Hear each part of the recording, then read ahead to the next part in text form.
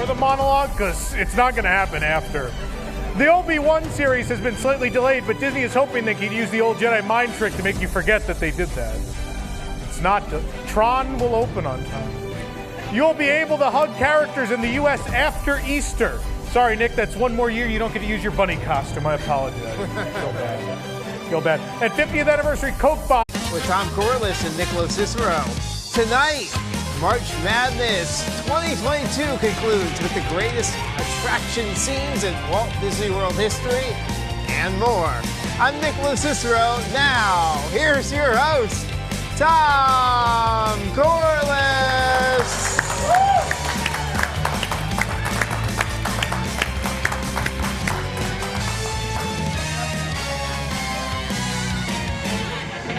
Just have Nick have faces for like the next 30 minutes. Sure. I do better than the monologue. Love it. And no one heard the first 3 jokes apparently. Anyway, what's that, Eric? No one heard anything? We don't know. We don't know if anyone heard the beginning of the show. Oh, they were pretty good. I thought they were good jokes. No one's ever going to get to hear them now. It's only the people that came live got to I mean, Disney did something late, and Nick's weird joke, and yeah. I mean, this is par for the course. Yeah, it's fair. We only have 4 kinds of We jokes really do. on this show. Let's get to the 4th kind. Hello, I'm Tom Corless. We have removed all jokes about Bob Chapek's baldness for my own safety tonight. Don't need anyone coming up and attacking me. I hope no one was given any ideas by the Oscars. You can't cross the rug line. Okay. Can't cross the well-appointed rugs. It's an invisible barrier there. You'll be tackled by our security team. You can't see them. They're behind that wall. They're waiting. Waiting. What'd you say? It's Allison? Allison will tackle you to the ground. She might be the one slapping you. Allison's up running around. Wow. Wow. I really got It's not so scared. much fun when it happens to you, is it? No. See what you do to people? You run up to them. And someone yells, "Oh my God!" Wow. in the back. Oh my God. Please hit the like button, subscribe, and if you're really enjoying this nonsense, you can leave a super chat. Your donations will be used to bail out Pete. I know he's not here. I can only assume. I don't know. He is here. You'll see. You'll see. You'll see later. How's your week going? Pretty good. Pretty You good. had to think about it for a second. He's like, Well, yeah. I mean, a lot going on. It was a "What busy week is it?" Yeah, it was a busy one. Good one. Yeah, you've been busy. Yeah. Well, I've been touring Florida, going to spring training games, watching have the Red you? Sox. Yeah. How many spring training games you go to? I've been to 3 already this season. Oh wow. Going to one this weekend too. Yeah. Okay. It's a shorter spring training. Got to pack them all in. Yeah. Yeah. So doing. They held out for money like most of the staff of this show. You know. Whoa. No, there are some groans from the staff. That was bad. I'm gonna move on. And now the news. Brought to you by the WDWNT Interglobe Society. Bob Chapek, or as he's known inside the Disney company, Business Putin, he's not doing well at his job right now. I've heard the latest hit piece on Bob C. is from The Hollywood Reporter. If you want to understand how Chapek is perceived within the organization these days, quote, a cartoon hanging in the production offices of The Simpsons has Chapek in the in memoriam section of the Oscars show. That was a real thing. If you think that's bad, you should see what's hanging in my cubicle. It's not, he's not going to like it. It's not good. It's like a voodoo doll. Poked it with Disney pins. I don't have anything else sharp in my desk. With just 11 months left on his contract, the article speculates that Chapek may not survive within the company beyond that point. Yeah. Oh man, he's not even gonna get to see Tron open. Yeah. Sad. He just got the job when that was announced. It was like his whole career in the company. Florida legislature, he just put Bambi in the Disney vault and they announced Tron. And we're still waiting.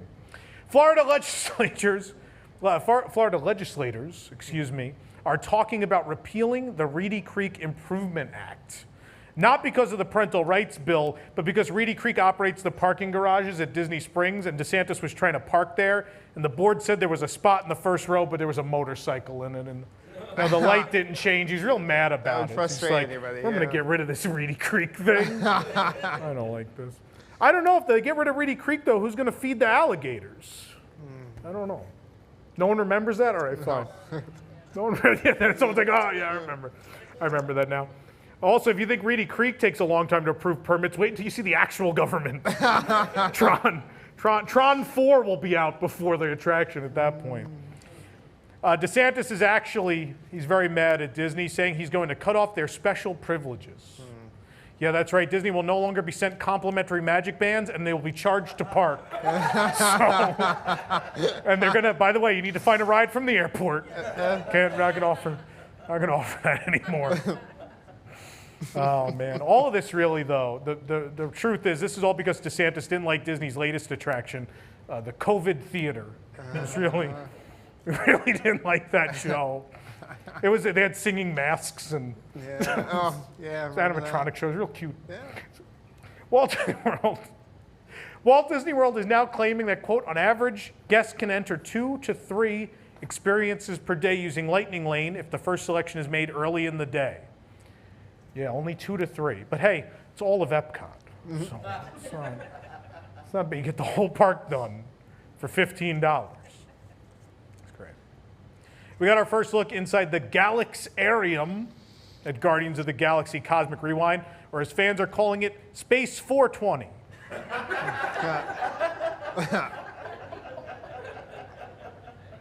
Yeah, in fact, most of the room is painted one of Imagineering's signature colors, don't say gray. You know, we should just stop there, just end the show. We're not gonna do better than that. We haven't gotten a worse joke yet. I should just stop. No, we'll go on. Always the worst. One of them's always the worst? Yeah, but he didn't play it yet, so. Disney previewed the menu for the upcoming Connections Eatery at Epcot. The menu includes pizza, waffles, milkshakes, and burgers.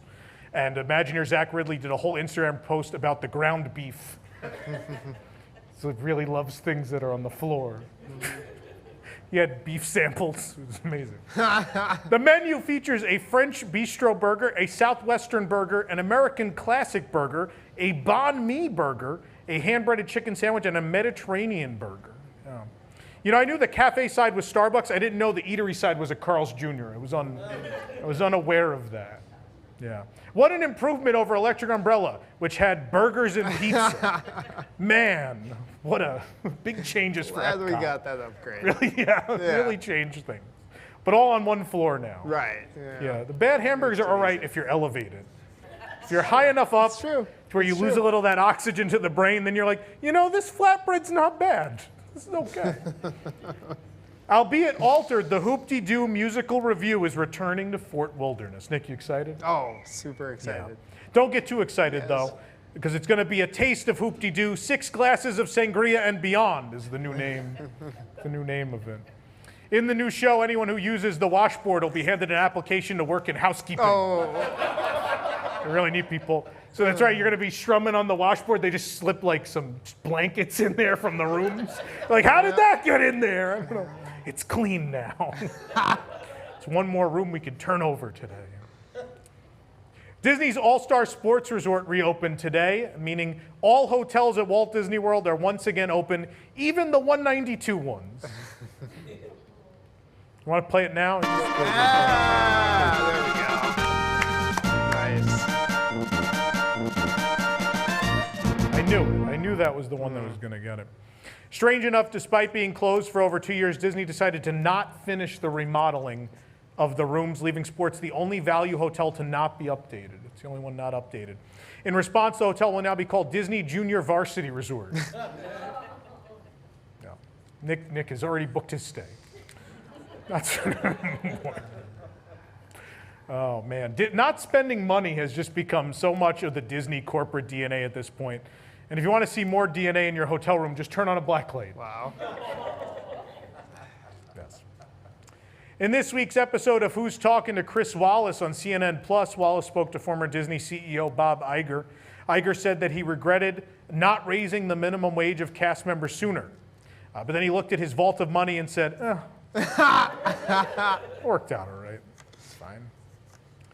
A new little golden book titled Santa Stops at Disneyland is now available for pre-order on Amazon. It costs $5.99, but it's only 1 page long since Santa didn't know about the park pass reservation system. He couldn't get in. He could not get in. That's the news. Who brings us the news? This program is brought to you by WIGS, the WDWNT Interglobe Society. Support WDWNT to get early and exclusive access to content you can't find anywhere else, including exclusive post shows for WDW News Tonight and Park Center. Exclusive programs including our retro riffing show, Ride Rehab Watches, bonus episodes of Club 22, and a monthly Zoom with Tom. Access to our Discord community, and much more, starting at just $2 a month. For more information, visit patreon.com/WDWNT or visit WDWNT.com and click the Patreon link. Join WIGS and unlock even more WDWNT. Thank you, Disembodied Voice. How many WIGS members we have here tonight? We have WIGS members here. Thank you. Thank you for being here. Appreciate it. All 2 of you. We have a great show tonight. Tonight we are going to end March Madness. We are going to decide the greatest attraction scene in the history of Walt Disney World. All that and more coming your way. Stick around for more tonight. We'll be right back.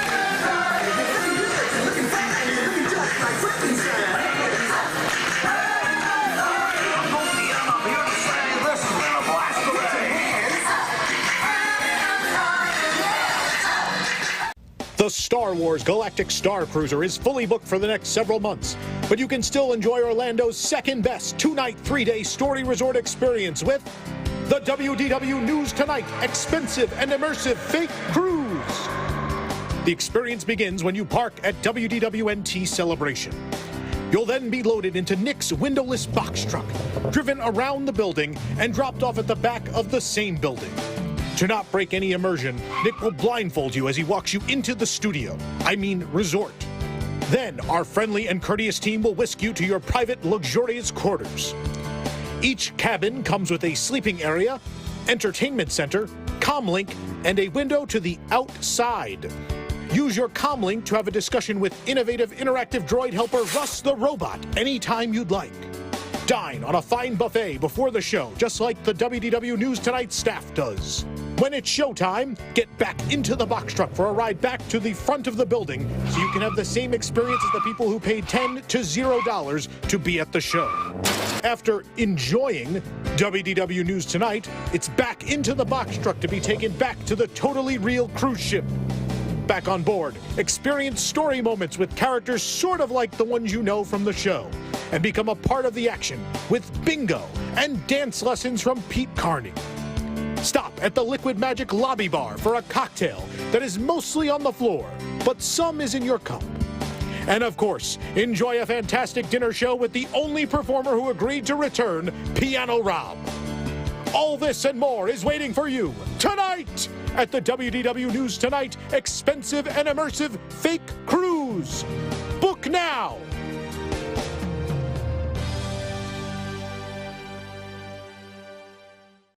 This decade, get ready for a brand new universe of adventure as Disney Pictures proudly presents the SEACU, the Society of Explorers and Adventurers Cinematic Universe, a new series of films centered around the fictional society across multiple Disney parks. First, find out the origins of Figment in his first film, Figment. Then, join Dreamfinder and Figment on a new adventure in Dreamfinder and Figment, before their third film, Journey into Imagination with Dreamfinder and Figment.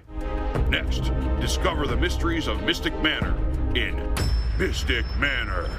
And then Albert opens up a box of tricks in Mystic Manor 2. Now museum, now you don't.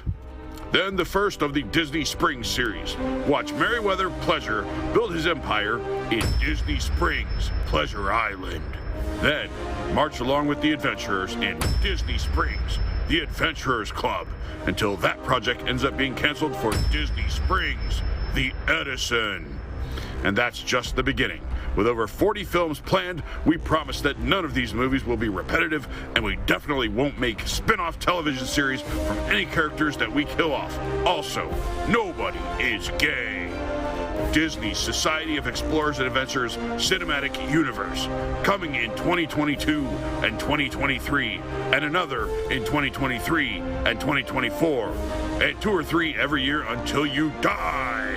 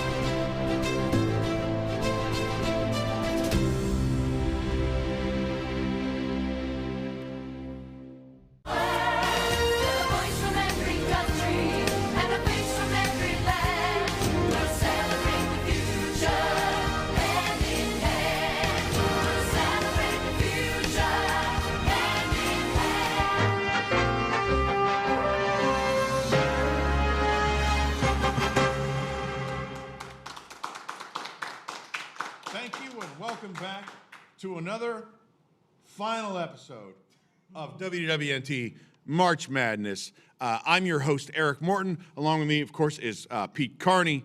It's definitely Pete Carney. It is not a fake skeleton while Pete is running some stupid run Disney event that happened to be held at nighttime. Isn't that right, Pete?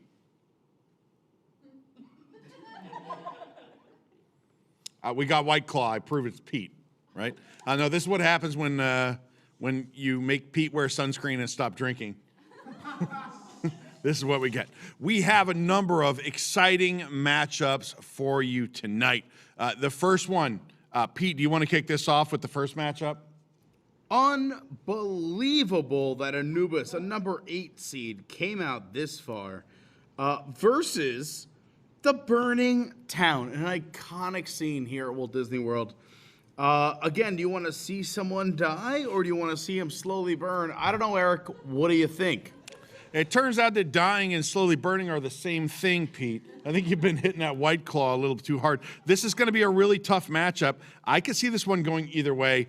There is a very strong, great movie ride and Journey into Imagination bias built into this company. It's part of our DNA. We'll see what happens, though. That Burning Town is something else. What do we have next?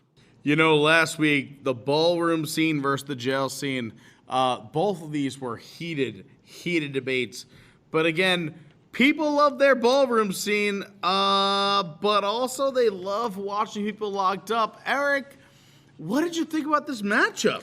Look, a classic matchup. Like we talked about, the dead grandma against a dog that doesn't want to eat a human femur. I can see this one going either way. What about after that? Who would have seen it coming? A spaceship Earth battle. The burning of Rome versus the Renaissance scene. Eric, are we talking about flames? Are we talking about culture? Fill me in. I think the sad part here is that one of these has to win, and some of the other ones above it have to lose. That's a little bit disappointing. We'll see what our panel has to say. And what else you got, Pete? Yes. The Yeti at its greatest. Imagineering doing everything in its power to blow the world away versus current day Imagineering with the Flight of Passage finale. Eric, I don't know. What do you think? One of these you need a strobe effect now to see. The other you need 3D glasses. We don't know what's going to happen. I guess we will go down under the rotunda and go to our illustrious panel down there about 30,000 feet below us right now. Let's take it to the field. I think we're 20,000 leagues below you, Eric. Thank you. Pete looks good. That's the best I've ever seen him. All right. Training for a race. He's training for a race, that's why. Pete, if he didn't drink for one day, That's what happens. All right. I have my illustrious panel here. Rob, Desi, Allison, Nick, Colleen, and Jill are all back again. And we're going to finish this thing tonight. So let's begin. Let's not waste any time. Let's get right into it.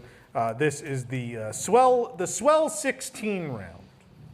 What's our first matchup? We have the Anubis Scene of the Great Movie Ride up against the Burning Town from Pirates of the Caribbean. Rob, why don't you start us off? Ooh, all right. Both of these are great. The Burning Town, we all know it's classic. I'm going with Anubis. I love that it's a full scene. I love that you have, the gangster on there that probably looked at a kid in the front row and said, "What are you looking at one point? Get greedy, climb the stairs." He dies, and you get your tour guide back. Spoiler alert. I know, spoiler alert. You're not going to get to see it anyway. You get your tour guide back.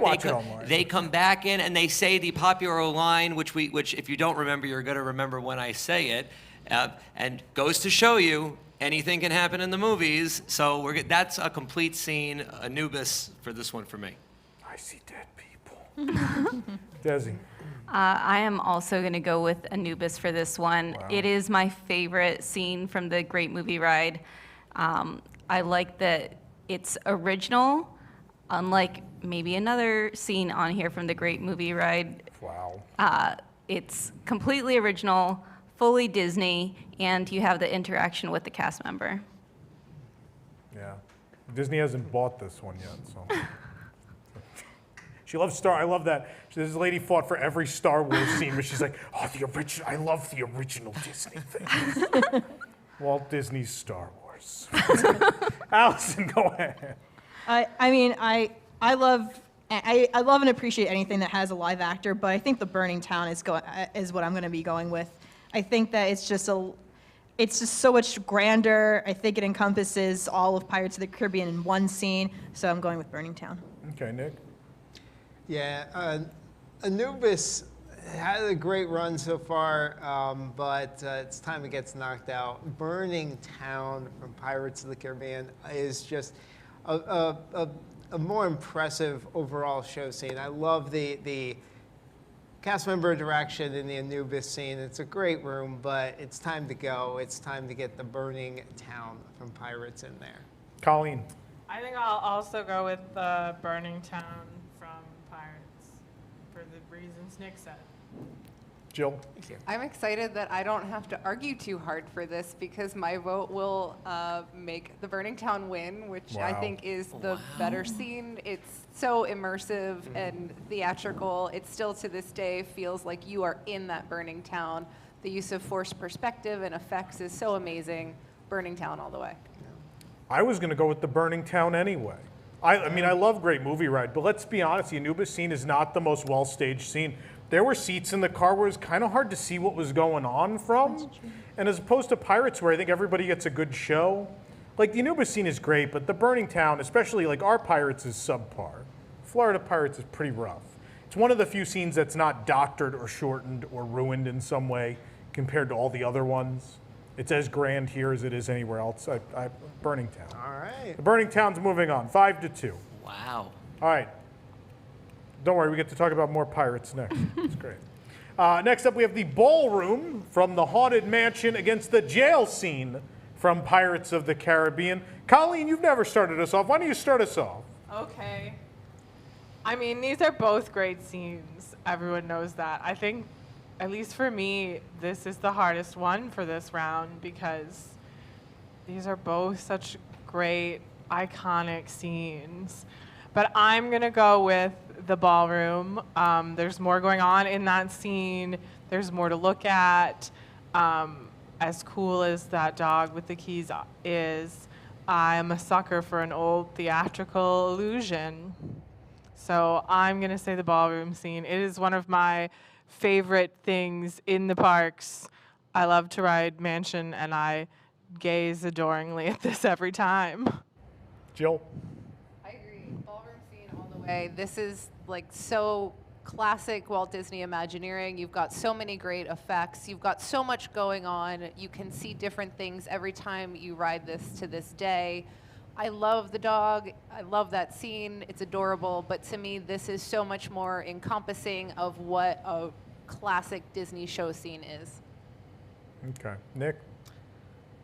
I'm going to go with quality over quantity here and go with the jail scene. I mean, it's smaller. Wow. There's a lot going on in the ballroom scene. I get it. But I think the gag involved with the jail scene, oh no. What is happening? What is The scroll. Jill Diffendahl is mean. Oh, it did say, yeah. You know it's true because it's in the news. It doesn't say Sorry, that Miss Nick, go Allison ahead. is No, mean, that's though. okay. What did you say, Beth? It does not say that Miss Allison is mean. Well, Because that wouldn't be true. So I don't know. obviously You it's not promised in the us ice news. cream and you didn't go get ice cream. so- Listen. It's on its way. It's on its Wait way. for your turn. You're so rude. Oh my God! No, I mean, you already know the jail scene. Why are you like this? I also just want to say I think the jail scene is more impactful story-wise and emotional. Like you're wondering, like, oh, are they going to get out? What's going on here? Why are they in there? What's the story? You know, that mean dog. It's like Allison incarnate. You know, it's fantastic jail scene. Lucas gets locked out. And Yeah. She just holds the keys. You Man, can't it's get her. in. You can't get in. To quote Lauren, I would die for this dog. And so I'm voting for the jail cell. This is one of the greatest gags in the history of themed entertainment. This gag is so perfect. Everyone, the dog has acquired the keys, and everyone needs to find a way to get this dog to bring the keys to them. It's amazing. It's wonderful. I love it. Rob. Okay, so I went to Magic Kingdom yesterday, not at all for fun, but because I sorry. take this bracket very, very seriously. And we got stopped in front of the jail scene for 33 seconds because I recorded for that long, so I knew. And it's great. We know what's going on in the scene. We don't know if they get out. I like it. But the ballroom scene, I think, should be the scene that's probably the representative for this entire side of the bracket. There's so much going on in there. You have the grandma blowing out the candles. You have the pictures shooting each other. And most importantly, it's the only scene with a piano player in it. You have the organist at the end. So ballroom scene for me. Desi. Yeah, I could see the ballroom scene going all the way here. It is such an impressive scene that stands the test of time. I love the dog scene, but there's just so much going on with that ballroom and the rewritability. I'm going to have to go with the ballroom. Well, That score is wrong. yeah, it's 4. It's 4 Yeah. to 2, ballroom. So ballroom won. But Allison, now it's your turn. You can go now. They changed. Yeah. Still wrong. It's still wrong. But that's okay. Wronger. Yeah, it's the wrong side. Yeah, it's fine. There we go. There we go. I was going to say the ballroom as well. I think that the jail scene, that it portrays this story with just a little bit there. It's not a large scene, it's very small, but it tells you such a story, and you know exactly what's going on with these characters. But I think that with the ballroom scene, there are so many characters that also tell the story of how they died and how they lived their life, and so much going on that you can kind of imagine the stories of all of these ghosts and what they were like all in one scene. I think it's very impressive, and it definitely has a lot of rewatchability or rewritability, if you will. Well, with that, Pirates of the Caribbean is out of the tournament in total. Wow. Very quickly knocked out tonight. All right, on to the next matchup. Burning Town. Burning won. Town's still This in. one. Oh, sorry. Yeah, Whoops. no, we got him. Yeah, no, Pirates still in. It Never should have been mind. out of the tournament. It should have been out of the tournament. Wow, I don't know about that. Oh boy, what's the next one? We can't keep score anymore. Burning Rome against the Renaissance, both from Spaceship Earth. Allison, you made a noise. You know the rules. You have to go first now. All right. I have to go with the Renaissance scene. It's one of my favorite scenes in any attraction in the parks. I love it. It's so reminiscent of original, like quintessential Epcot. I love it so much.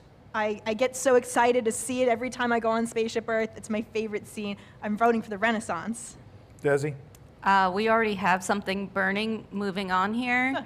And despite the Renaissance not being fully historically accurate, I'm still going to go with the Renaissance.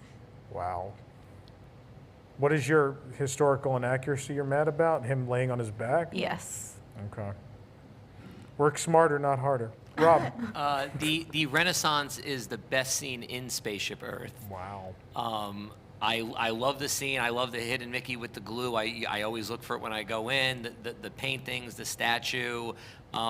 It's a better scene. I appreciate Rome for what it is, but if we're gonna pick one of the two, Renaissance.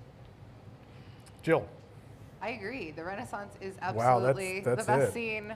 The Burning Rome is great, but you've got John there from Carousel of Progress. It's his same face. That guy in the corner right there, you can see him. That's John's face. It's the same mold as John from Carousel of Progress.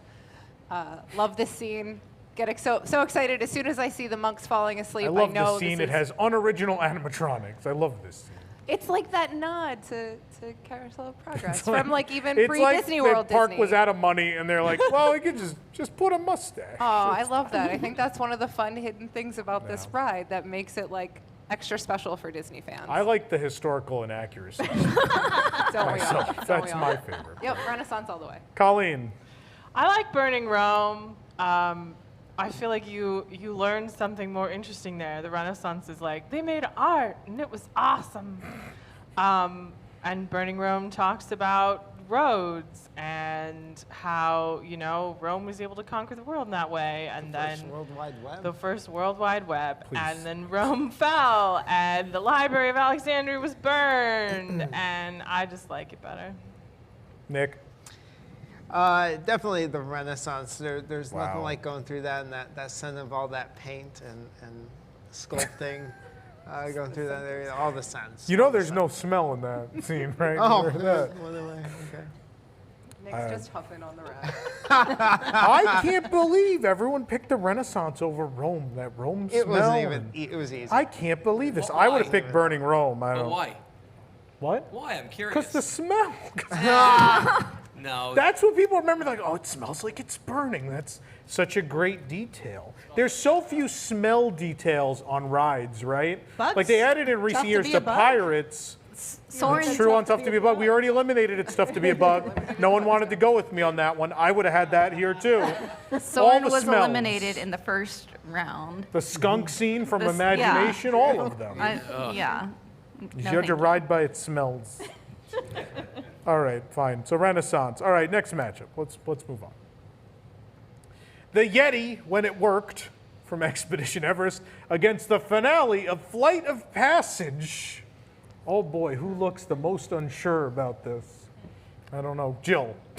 I am not unsure about this. Oh, So okay. I, like Rob, I did some research over the last week, and I rewrote Flight of Passage the other day with my good friend Jake. And here's what I realized about the finale. Everything you experience in the finale, you've already experienced at some other point in the ride, really. Like, there's nothing kind of unique to the finale. If you had told me that we were voting, like, the ocean scene, I might have had a harder time. But to me, like, you've already done the dive, there's nothing super unique about You this. go upside down. It's you don't feel like you're going upside down.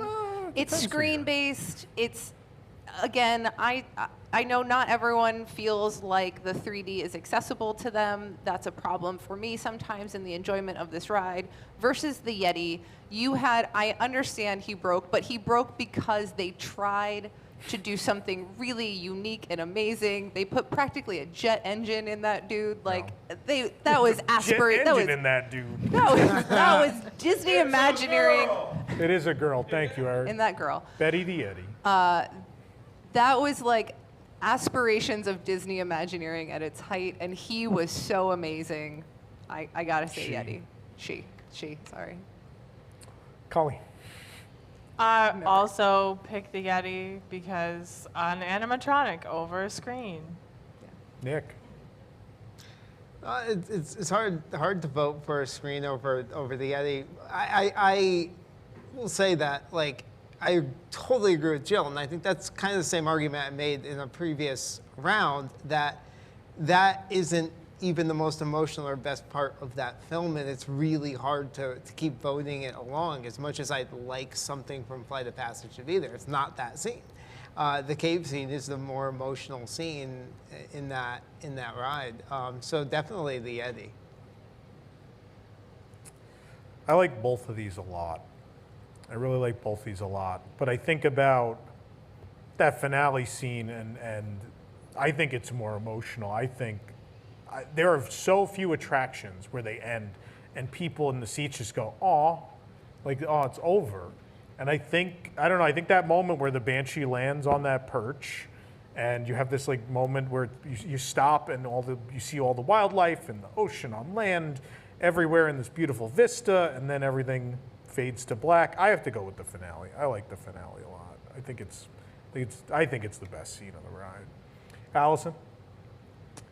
Yeah, I definitely agree with you with Flight of Passage. You do hear people say "aw," when it's over, and you don't get that with too many things. Nothing that comes Runaway to Railway, mind. they all like high five at the end. They run. Over, yeah. They run.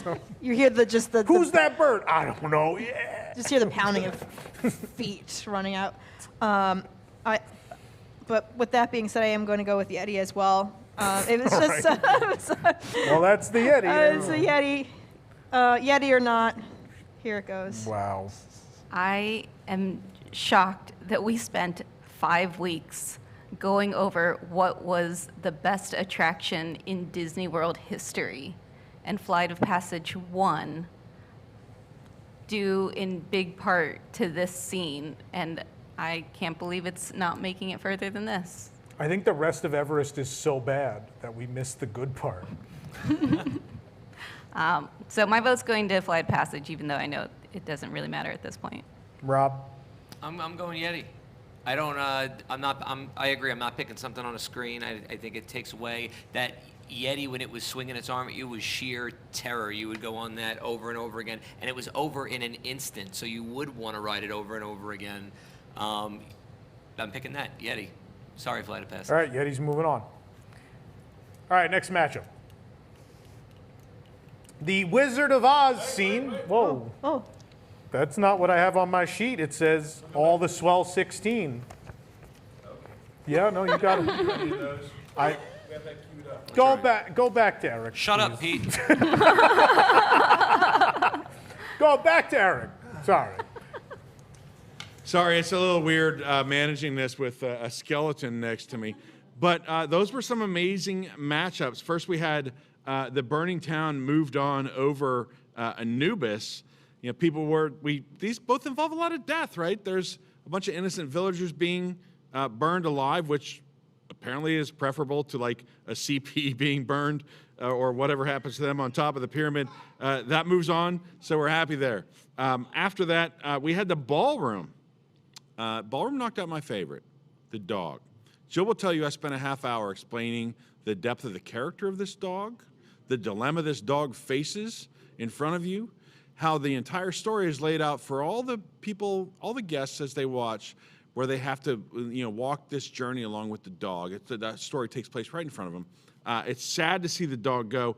The Ballroom scene, Rob said it's the only piano. There's literally another piano on that ride, right? Isn't there like a big shadow of a ding, ding, ding? Maybe not in a bracket. I don't know. Piano, schmiano. So that moves on. Then we have the Yeti versus. After that was the Rome versus the Renaissance. Again, Desi went with historical accuracy. Big props given for a thank you very much. A face mold being identical to another one, which is somehow celebrated as an achievement now. But at any rate, the Renaissance moves on over burning Rome. The smell, it's not the only smell that you'll see at Disney World. We talk a lot about the smell at the Tony's bathroom, for instance. Another one of those notable things, but it is not moving on. It is going to be the Renaissance. And then lastly, Yeti, maybe Imagineering's greatest failure, celebrated by our panel because they put a jet engine in that girl, as Jill said. So that's great. Now we have another set of matchups here. Pete, what do you think about the next set that's coming up?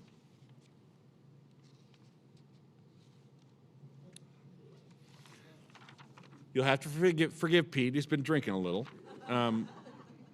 Here with the Wizard of Oz versus the Stretching Room, you have a yellow brick road that lasts forever, and we don't know how far we'll be stretched. Based on the last arguments, Eric, what do you think right now?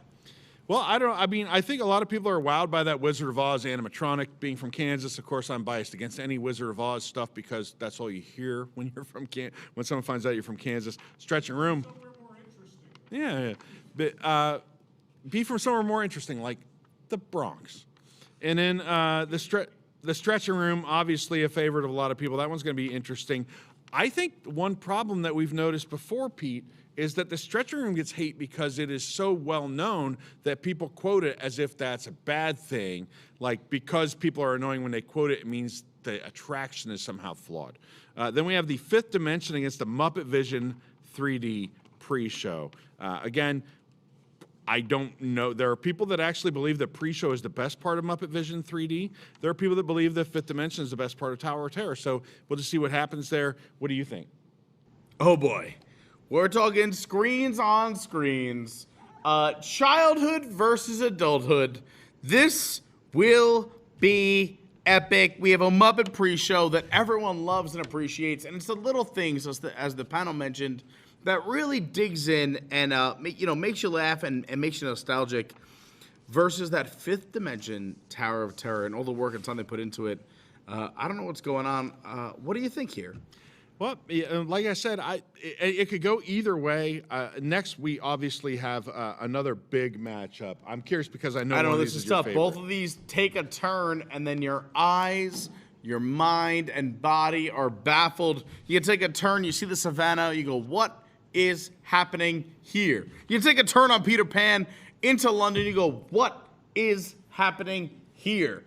So, Eric, I ask you, what is happening here? I always just quote our good friend Maui and say, I see what's happening here. And it's going to be a savannah, which who would have thought there'd be a savannah on the safari ride? I guess flying over London. This is our biggest underdog left in the bracket. This is analog. This is creativity from the olden days, passed down from the masters. It's going to be big. And then what do you think about that last matchup, Pete? You know, the last two here in this bracket were blowouts. Horizon and Figments won on a 7-0-7-0. I have no commentary. I literally can't feel my face. Eric, take this one away. I am positive you also cannot feel your face. Flight into Imagination has been discussed with some people as the overwhelming favorite to go all the way. The Art Deco future, for many of us of a certain age, one of the highlights of Horizons. This again could go. It couldn't go either way because I know how biased our panel is. But we will find out when we go up, back under the rotunda down to the panel. Somehow, even when Pete is pre-recorded, he interrupts people. I don't understand. All right, next matchup. Let's go. Wizard of Oz against the Stretching Room. Here we go. Rob, start us off. Wizard of Oz. You have one of the best animatronics, way ahead of its time in the Wicked Witch. The interaction with the cast members great. All the little details of Munchkinland. That scene is recreated so perfectly to the movie. It's just something to see. Nothing against the Stretching Room, also a beautiful scene, but this is staged. It's such a perfect replica. You feel like you're there. It's a wonder. Wizard of Oz. Desi.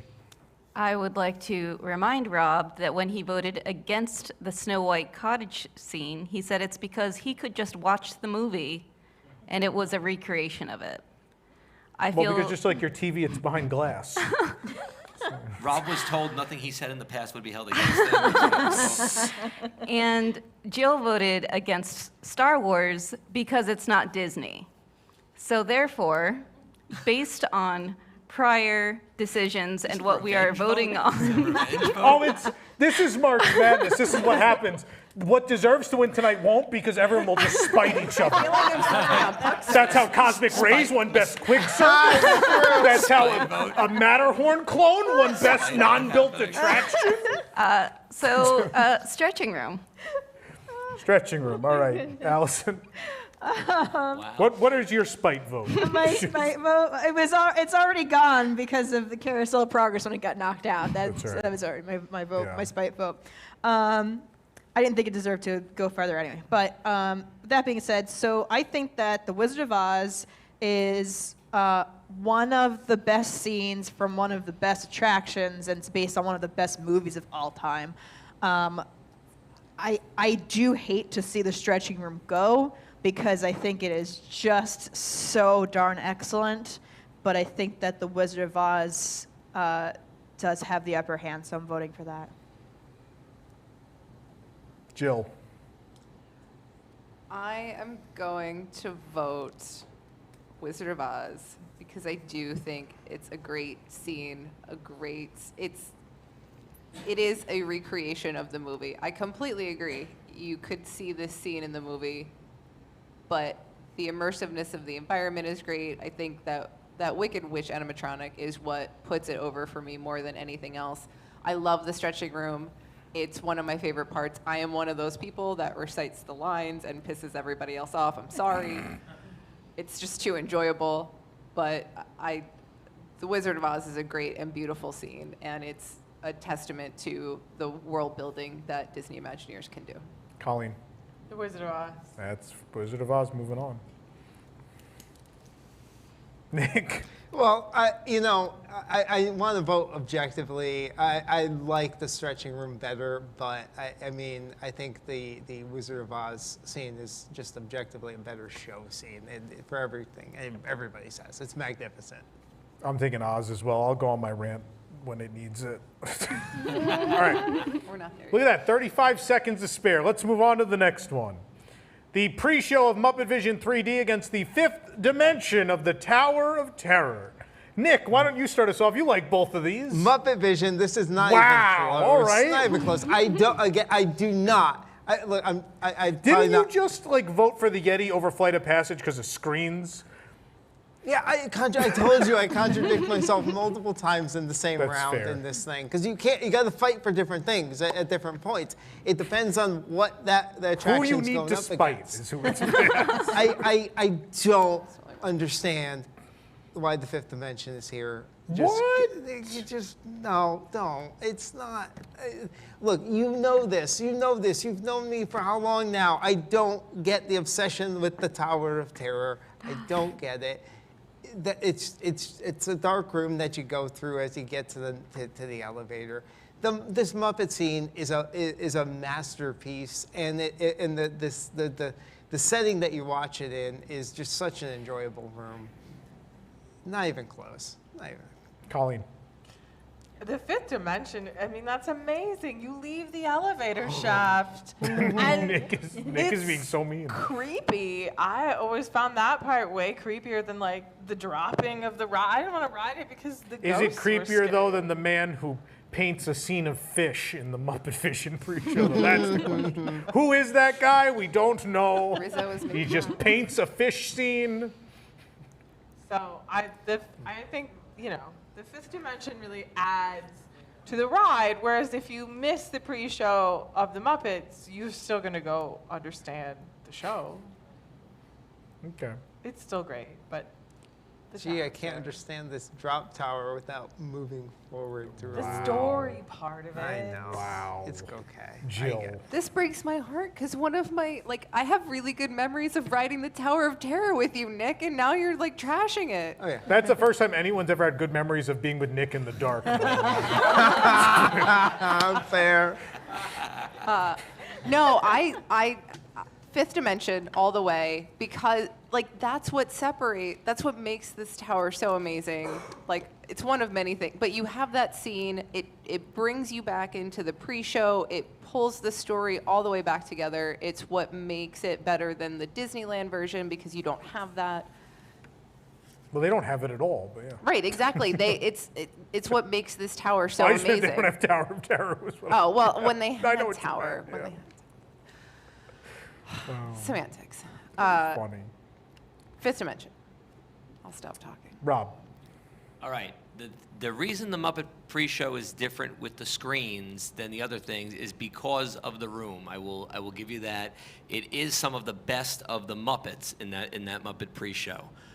But whether it's your first time on Tower or your 100th time on Tower, That is the best part of the ride because of the anticipation of rolling forward in this dark room, seeing just the weird little figures and the E equals MC square and whatever else on the side.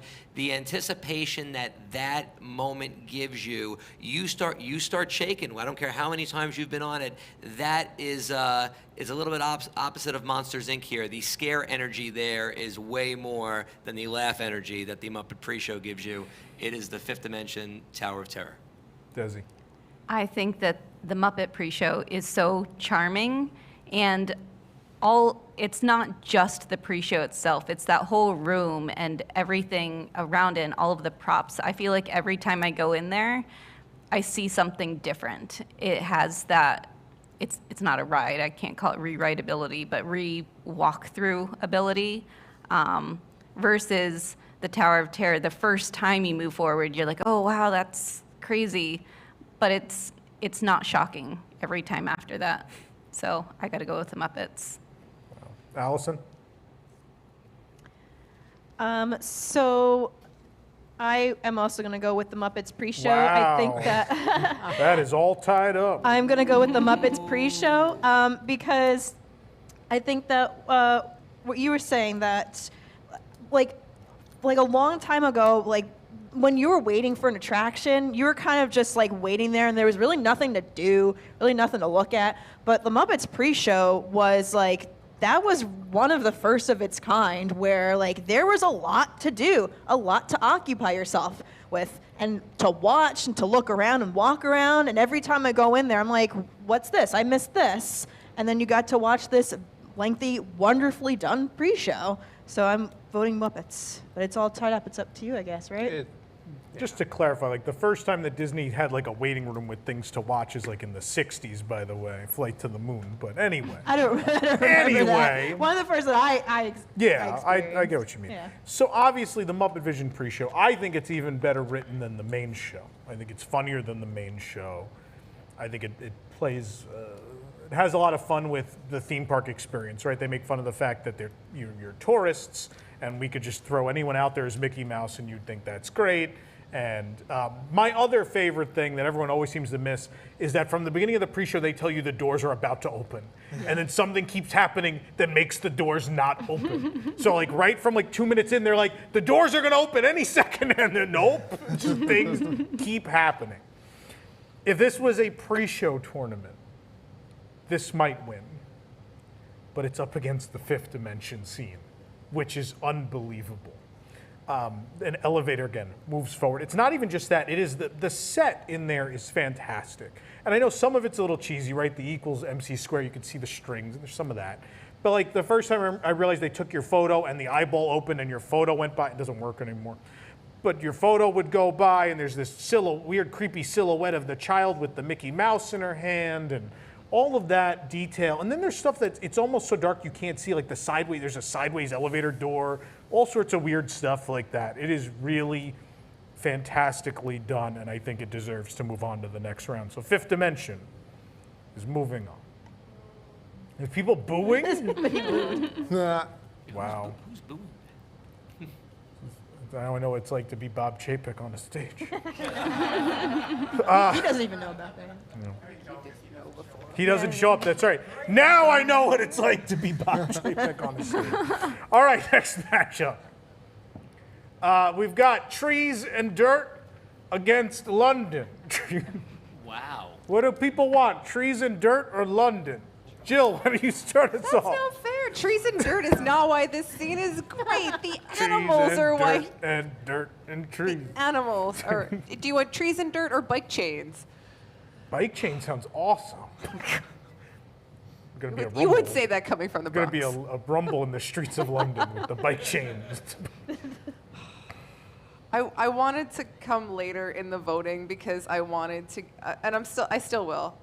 I love Peter Pan. But I feel like Safari deserves a vote, and I feel like it's probably not going to get any other votes. I love this. Safari has such incredible re-rideability. Every time I ride, like, I don't take a lot of pictures in the parks anymore because I go to the parks all the time. But I will take pictures every time I ride on Safari because you get to see the animals. It's a different experience every time, and this is like the epitome of that, coming around that curve. Are the zebras there? Where are the giraffes? What do I get to see this time? It's so exciting and unique. I love Peter Pan. Peter Pan's a great scene, but I think Safari deserves at least one vote in this round. Colleen. Hey, the race has been shortened because of the weather, so maybe Pete will be here. Oh. Isn't he already? Pete's already I thought here. he's already He's here. so He's true. already here, and he's already been drinking. And I've been enjoying him so much more today. And you say I'm mean. says Jill Gryffindor I is mean. love It does. Peter Pan and the flying over London. That's one of my favorite rides and my favorite scenes. So that's it for me. Nick. That scene is pure magic, but the Savannah reveal is just breathtaking. And as Jill says, it's kind of different every time. It's wonderfully landscaped. Talk about like thinking about the perspective of the guest in that show scene. You're talking about doing this outside in a real, environment and to give everybody this big reveal and this great view. I think that was just an amazing design by Disney. So has to be the Savannah. I'm going with Flying Over London because, like, the Savannah scene is very cool, but this is, I know we can spin the iconic wheel, right? But I mean, as far as any scene ever built, I think people think of that Flying Over London. I think it's, again, one of those things when you book a trip to Disney World, it's one of those things that comes to mind. It's one of those few things that immediately comes to mind.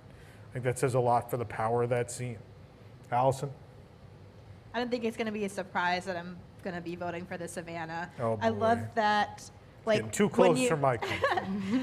when you turn the corner and you go to the Savannah, it looks like you can see everything, but then every time you turn a corner, there's something else there that you had that was kind of like hiding around the curb, and you're like, whoa, I didn't see these guys over here, and then it's a surprise, and you turn another curve, and you're like, oh wait, I didn't see this over here. So you think that you can see it all, and you might look out and say, oh, I don't see anything, this is lame, and then all of a sudden you turn a corner, and then surprise, there's a giraffe, and then surprise, there's a Thompson's gazelle, and then surprise, there's a zebra, or what have you.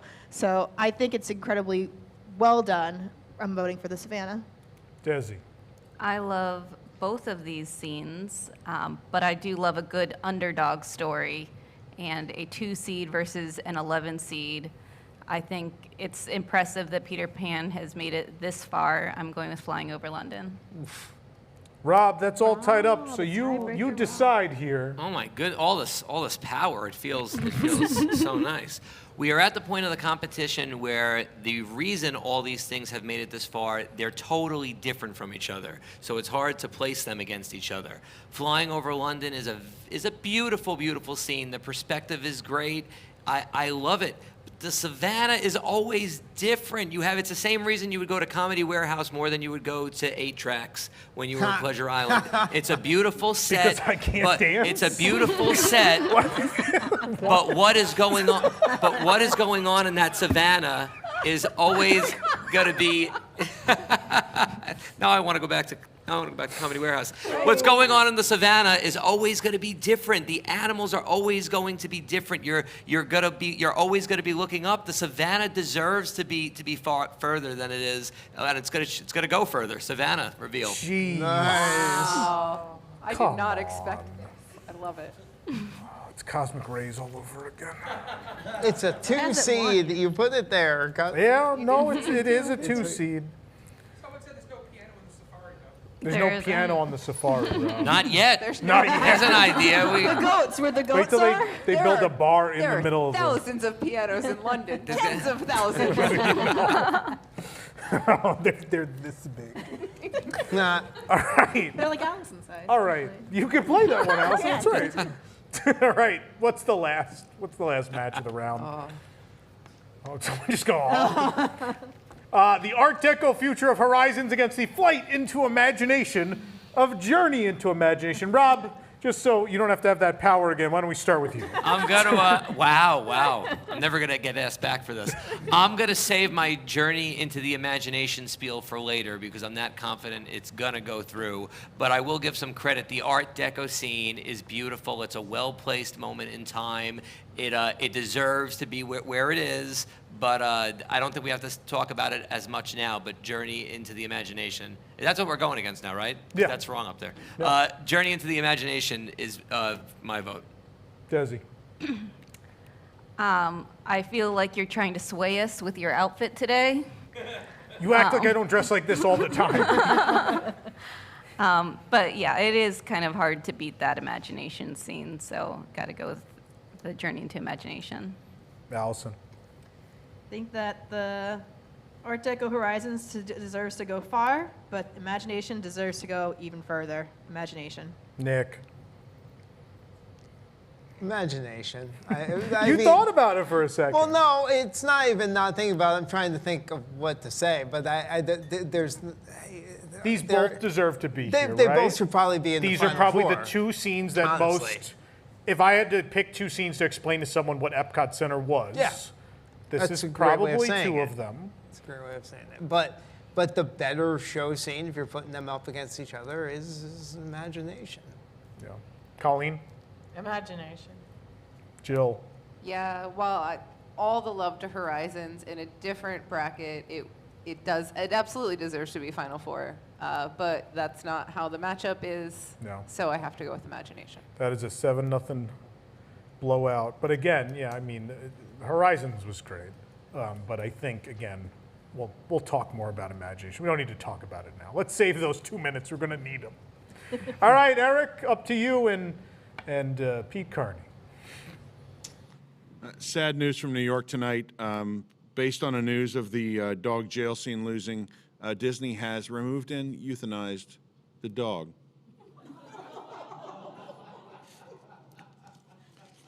But we have electrical 8 people to seed here. And first of all, we had the Wizard of Oz for the Great Movie Ride defeating the Stretching Room from the Haunted Mansion. I don't know that it was necessarily an upset. Wizard of Oz, a 1 seed, but maybe a weak number 1. I'm not sure. Pete is not going to talk because we don't have any more recorded stuff for Pete. Fifth Dimension, in a real surprise flip-flop there was a sort of faking out the audience moment there where we thought the pre-show from Muppet Vision 3D, a projection show, by the way, was going to defeat the Fifth Dimension. No, Fifth Dimension goes on to win. The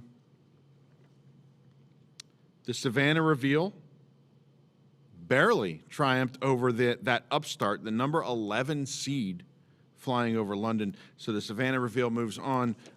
During this time, we also figured out that Rob does not know why people didn't go to 8 tracks. Last but not least, the very powerful seed, Flight into Imagination, with a surprising shutout over Horizons by people who were not old enough to have ridden Horizons in its prime. So we're going to go back down now. We are in the Electrical 8, and we have the matchup. Do we have the matchups ready? We'll go back down under the rotunda and see who makes it to the Phantasmic 4. Thank you. Everyone up here rode Horizons, right? I think we're old enough to have ridden Horizons. It was seasonal my whole life, but we also always went Christmas week, so it was open. It's in your face, Eric. Jason All and I right. used to fight about choosing the outcome. What'd you say? Jason and I used to fight about who got to pick the end scene. Yes. That was like such a classic memory from my childhood, is fighting with Jason about the last scene. Of course, Jason always wanted to be a farmer, so he kept picking the farm one. Anyway. All right, so we are on to the next round. It's the Electric 8. At this point, what's the first matchup? The Burning Town from Pirates of the Caribbean. Oh, this is going to be good. From Pirates of the Caribbean against the Ballroom from the Haunted Mansion. We're going to find out who the Pirates people are, who the Mansion people are now. Jill, you're shaking your head. This is so tough. This is Yeah. so tough.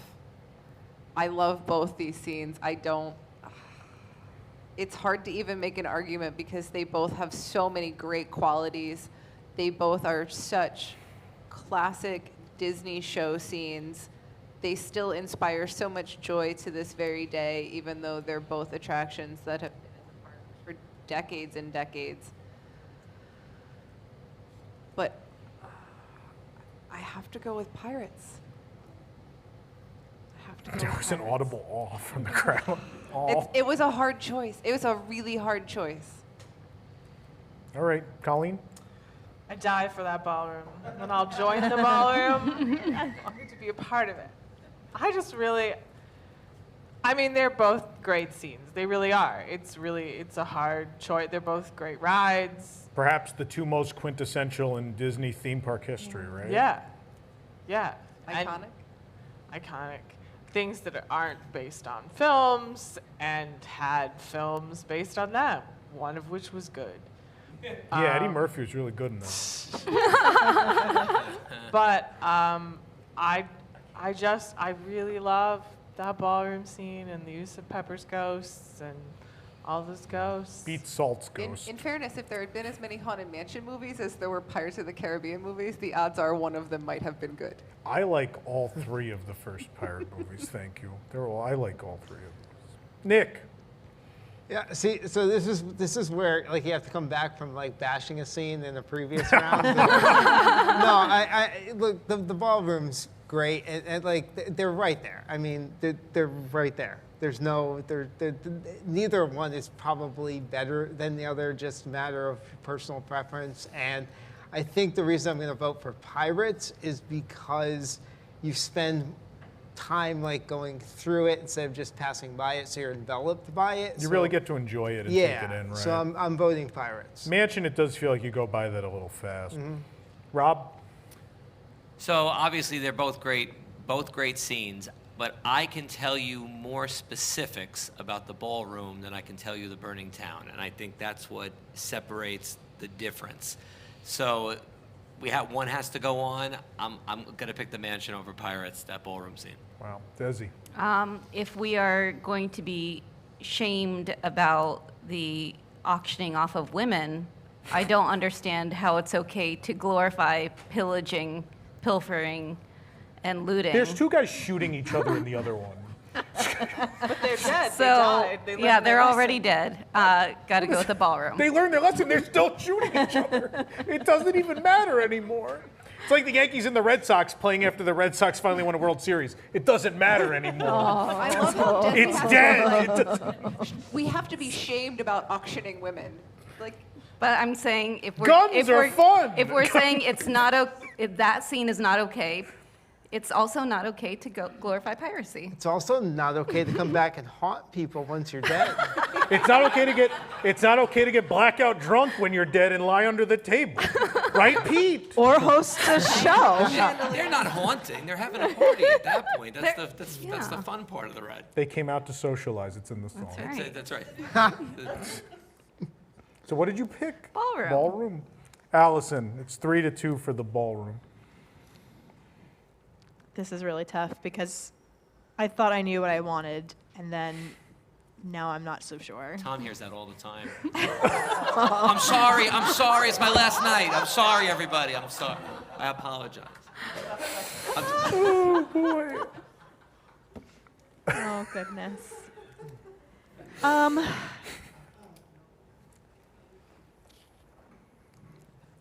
You can go. I don't know. I'll get you back, Rob. I'm gonna have to go with. Dang it! I'm gonna have to go with the ballroom. Wow. I'm going with That's the ballroom. it. The crowd agrees. Unanimously, Crowd the crowd agrees. agrees. Were you standing? She's not me. Stop it! I thought she was already standing.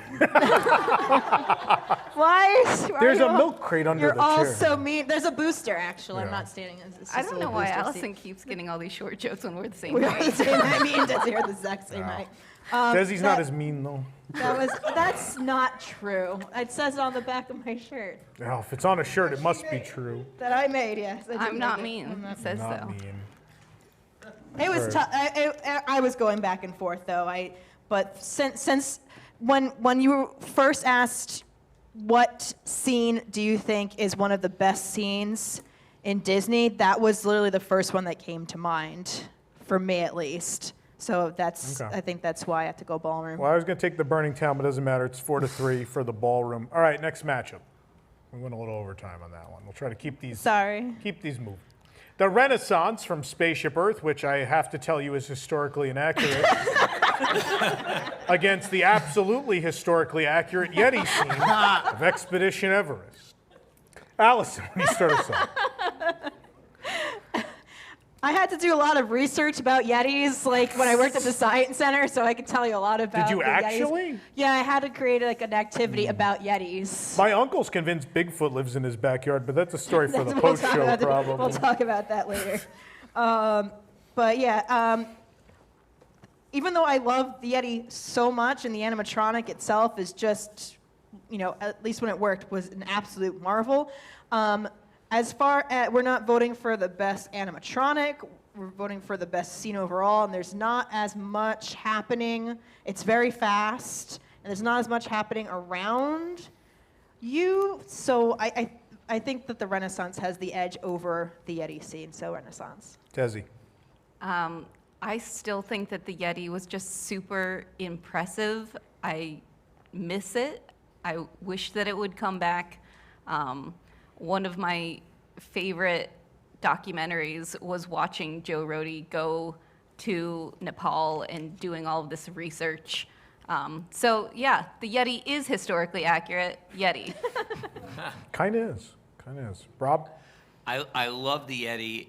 It's amazing when it worked, but I think the Renaissance area of Spaceship Earth, there's more going on. There's so much. It celebrates the arts. It celebrates creativity. It's a lot of what Epcot's about. I think overall that's a more complete scene to me than at that point you're going past that Yeti so fast. It's wonderful, but Renaissance, Spaceship Earth. Nick.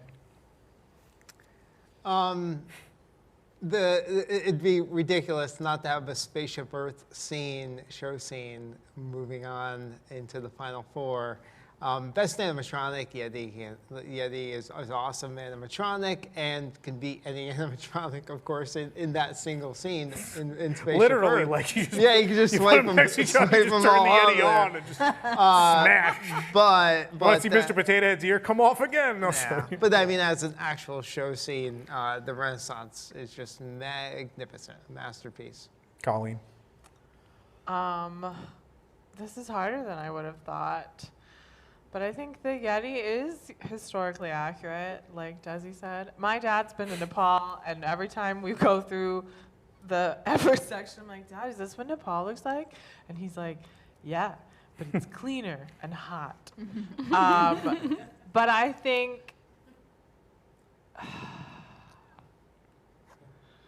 Jill's trying to communicate with me through the camera. No, don't let her sway you. Pick what you want to pick. I wasn't trying to sway her. I can just see her moving. Jill, stop pulling the leg of her chair out. Where is it? Jill Diffenell is mean. Yeah. No, I'm going to go with the Yeti. I am. Jill. So I think this comes to the point where we need to remember that this is a show scene competition. The Yeti is amazing, but in the end, I think we're all voting for the animatronic by itself, and it's not really the scene. You're just in a dark cave. You don't even know what else is going on in that cave. You can't see anything else. There's not really a scene there. You're looking at the Yeti, whereas the Renaissance is this full immersive. There's things going on either side of you. You see the progression of human history. The Renaissance is such a quintessential moment in human history that this is celebrating. I have to go with Renaissance. Yeah, it means Renaissance is moving on. I will say one last thing for the Yeti, because that's what I was going to pick. As far as I know, we're saying like animatronic and not a scene. I actually think it was really well staged, because I think they thought about the trajectory of the train.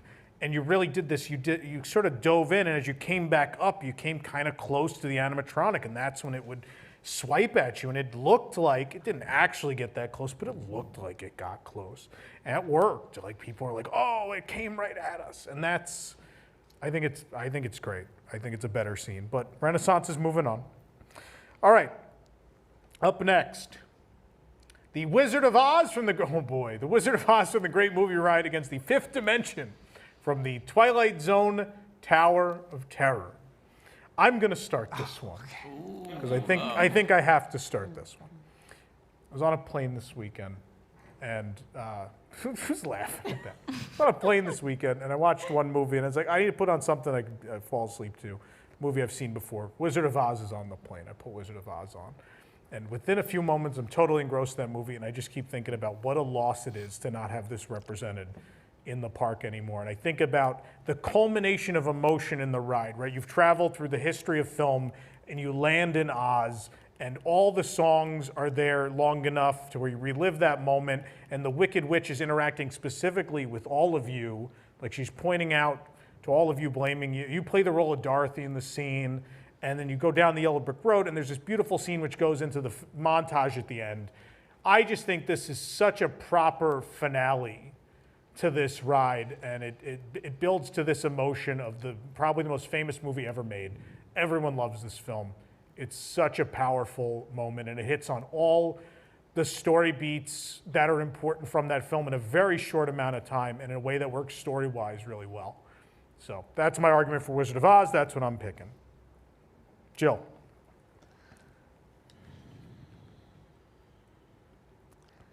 I don't know. Experientially,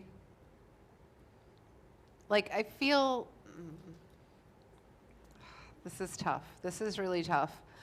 I agree this is an amazing scene, but to me, in terms of what the great ride experience is, what the show scene does around you, what the ride does to like pull you in to make you really feel like you're part of the experience.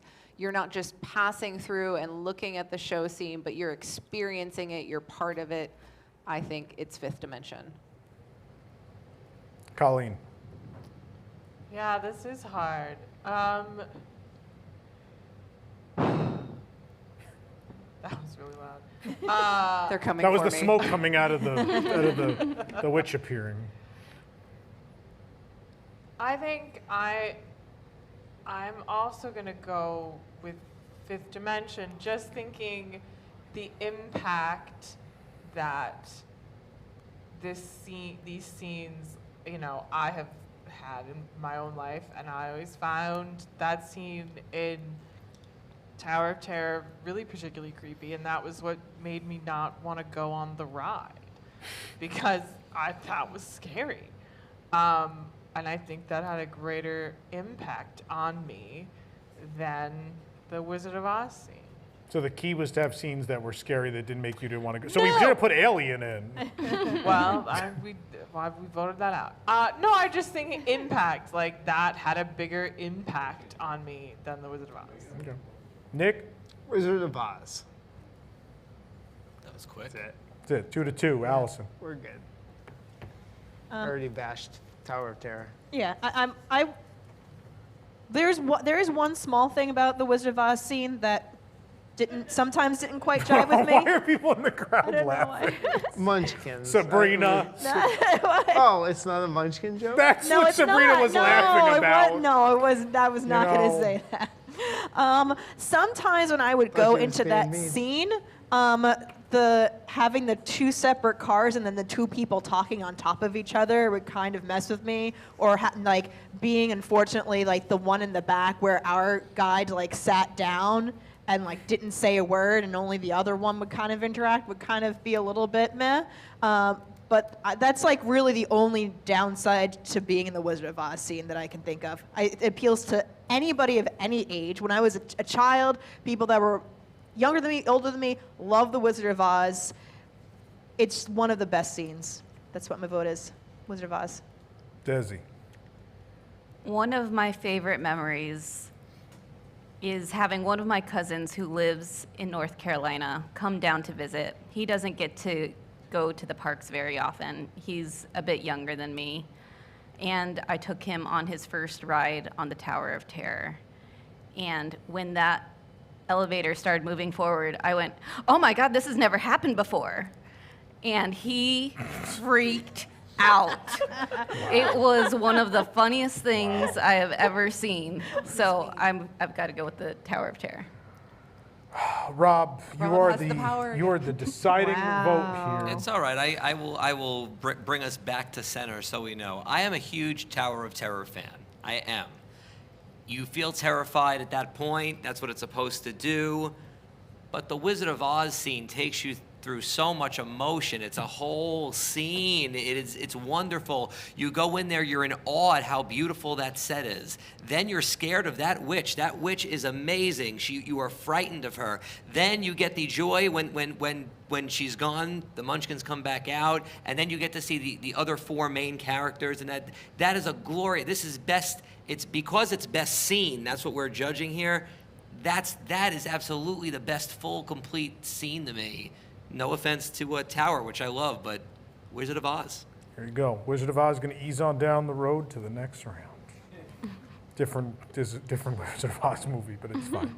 All right, one more match in the round. Here we go.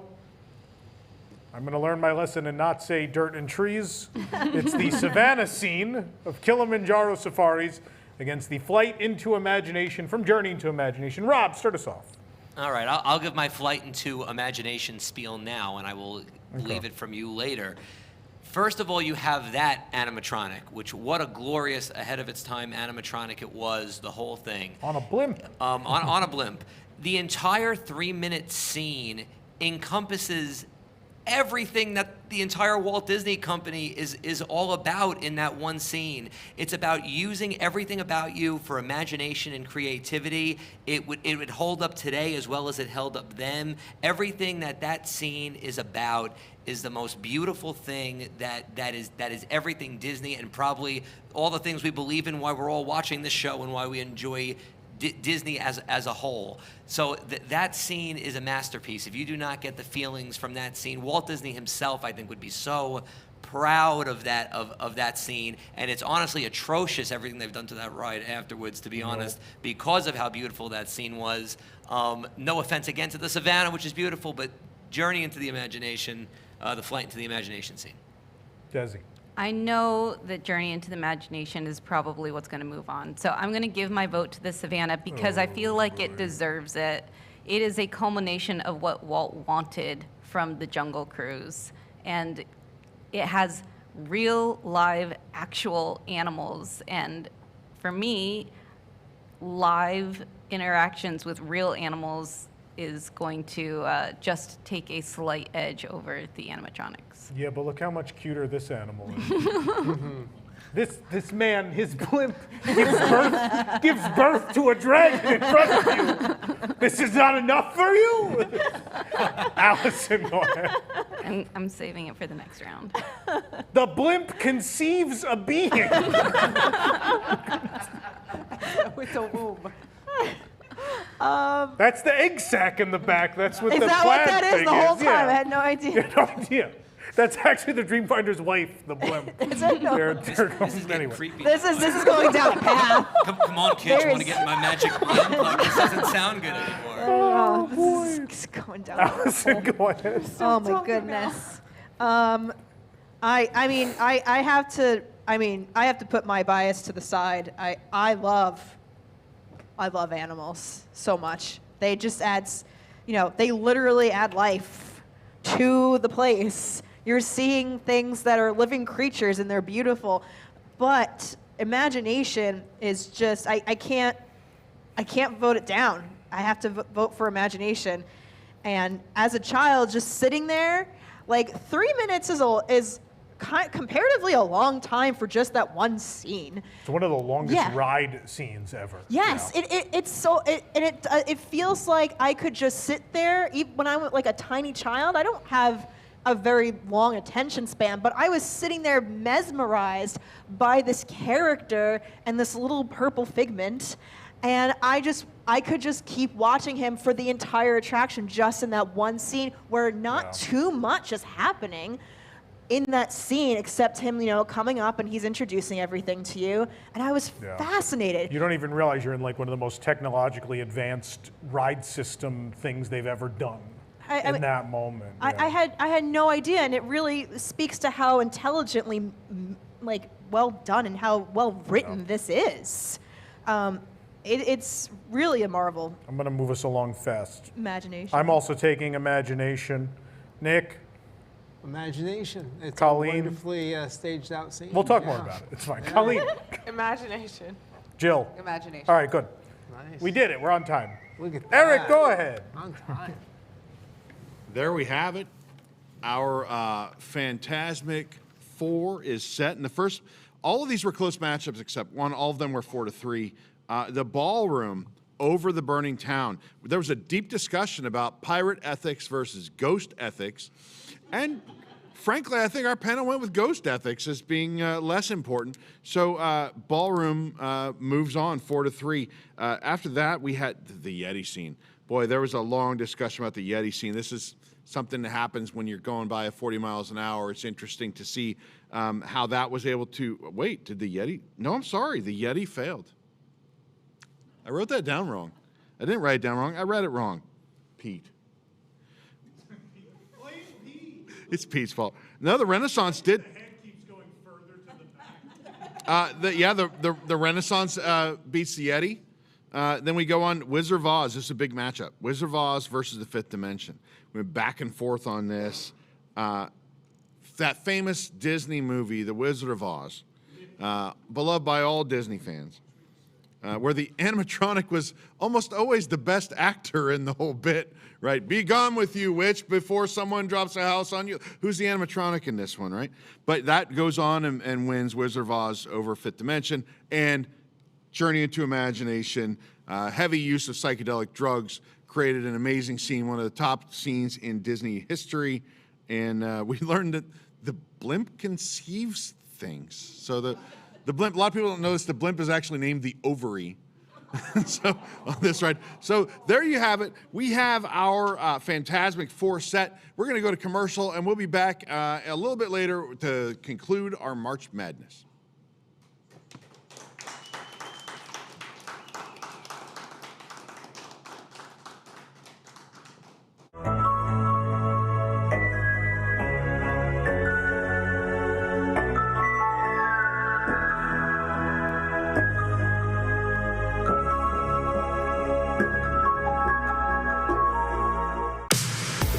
Welcome to Disney Entertainment News Today from WDW News Today. I'm Rob Whiteside from WDWNT.com, and here now are the top Disney entertainment stories. For the latest in Disney entertainment news, watch Disney Entertainment News Today, hosted by Rob Whiteside. From movies and series news to stage shows, books, video games, and more. New episodes drop every Tuesday on Unplanned Downtime.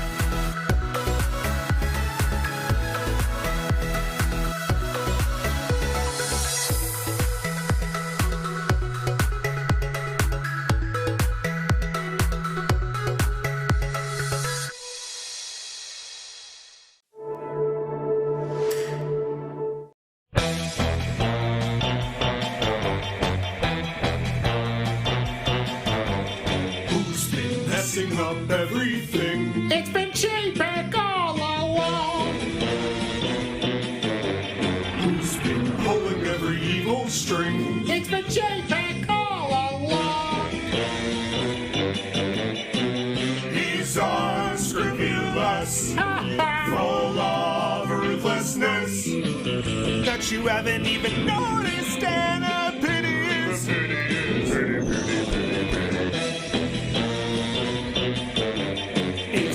Late to fix anything now that everything has gone wrong. Thanks to J-Pack, naughty J-Pack. It's been J-Pack all along. And I killed Magical Express.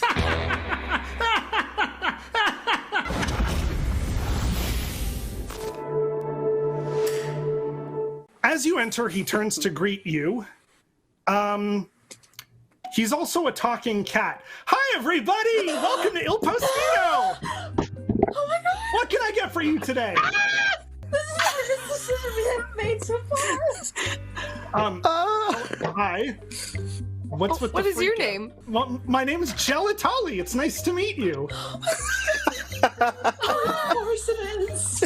I can give you something special. May not be Acidian, but I think it'll be helpful. That's a facial expression to say giving us something special with the eyelids slightly closed. Wow. Just roll the dice and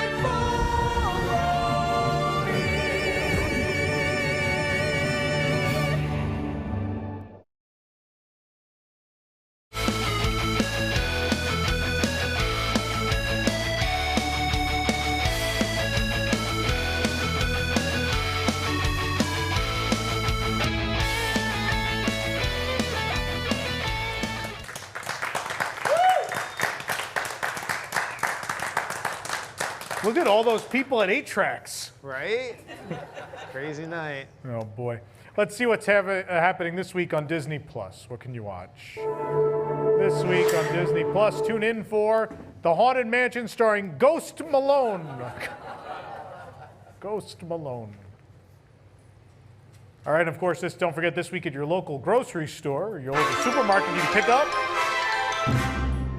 Veggie Fruit by the Foot. Oh, don't worry, there's more. Debuting this week on Broadway.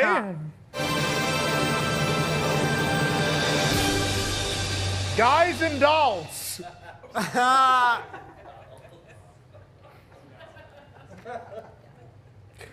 And of course, every week, we have to find out the incorrect Disney Parks fact of the week. Walt Disney came up with the idea for Disneyland after slipping and bumping his head while standing on his toilet hanging a clock. You didn't know that? He invented the flux capacitor, which makes Disneyland possible.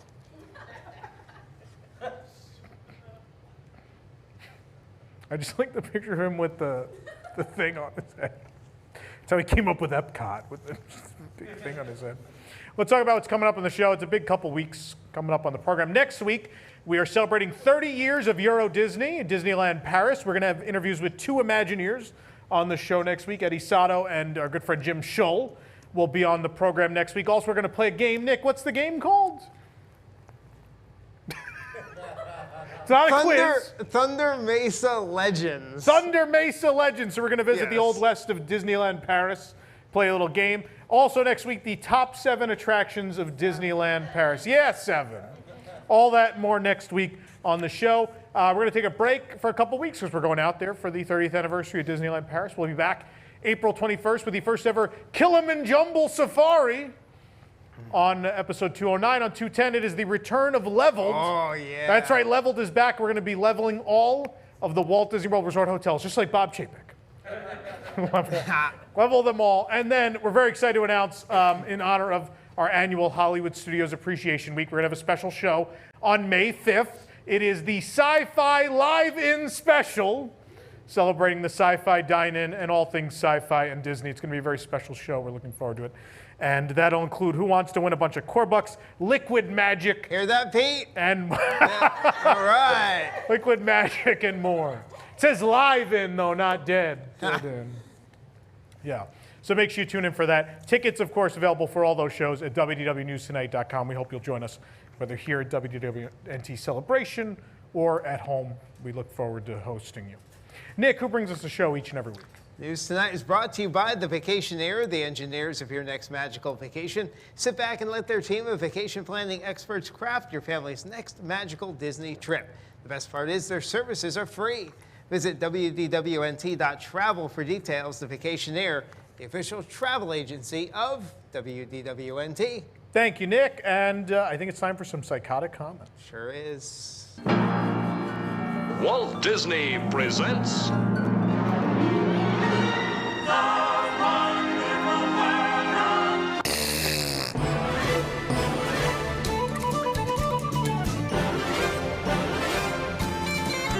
Just a few this week. We'll keep it quick so we can get back to the matchups. The first story is actually something you posted here.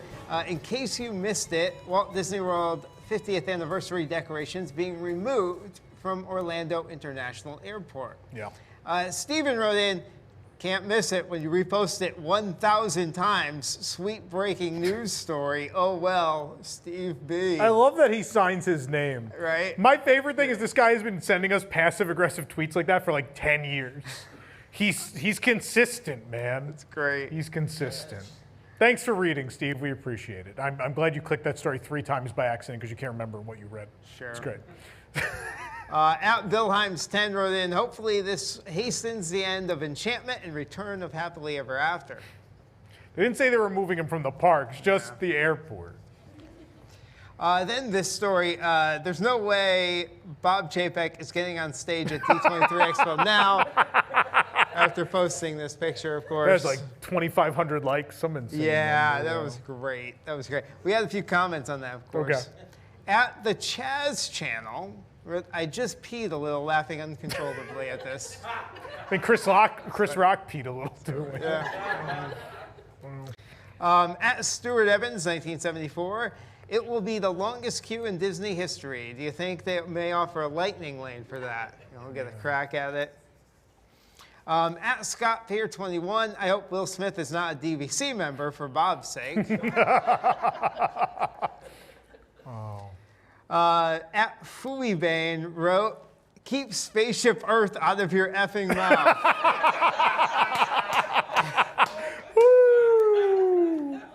Oh, boy. Then finally, Obi-Wan Kenobi wrote in, I'm scared this is what Bob Chapek would do if Tom ever met. It was Chapek all along. Keep my effing name out of your mouth. He would have to show up. Yeah, well, yeah. He would have to show up. I look forward to seeing you at the happening. expo, Bob. Yeah. Thank you, Nick. Appreciate it. There you go. Yeah. Anyway, we're going to take a commercial break. When we come back, it is the end of March Madness. Stick around.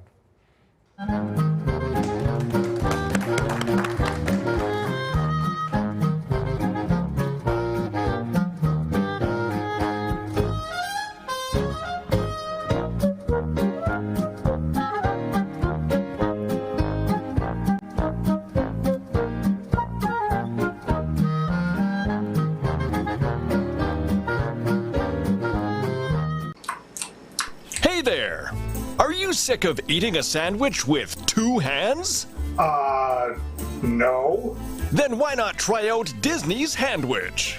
What the hell is that? It's the sandwich you eat with only 1 hand. Okay, but it looks like dog food.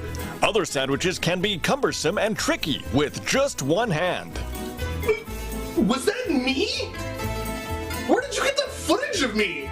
So we took the best of a sandwich and put it into a small cone you can hold with 1 hand. Hello, police? Someone's trying to sell me something. Disney's Handwich, the sandwich of the future. Try one, or don't. Yeah, that's 100% dog food. Not bad, though. Come hang out with us. Let's try the food.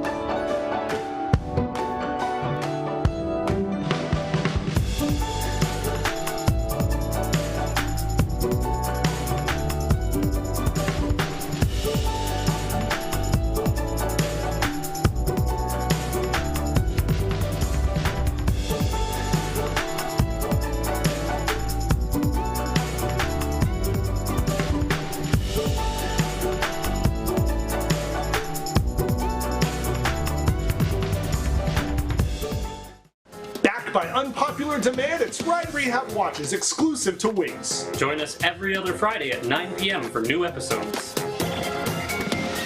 Fall into our televoid and watch as we all get annoyed with videos drunk from the past and references that sure don't last. Watch those things we all avoid, see classic stuff that's been destroyed. What's the worst that can go wrong? All we do is watch along. Strangest furries, John Ritter at the seas, low budget Figment, knockoff Buzzy, Who's Line Cast and Colin Mockery, Danny K, Scary Puppet, Shield and Yarnell, the Muppets, Castle Cake, Winnie the Pooh, Tweedle Zap, Charlotte's Dudes,